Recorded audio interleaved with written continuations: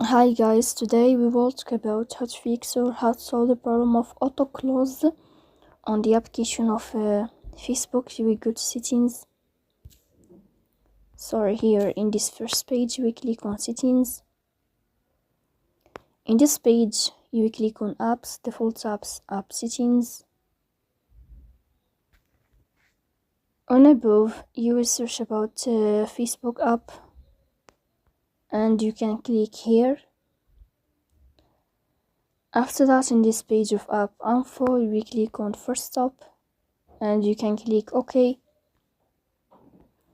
Here you will enter to the window of storage.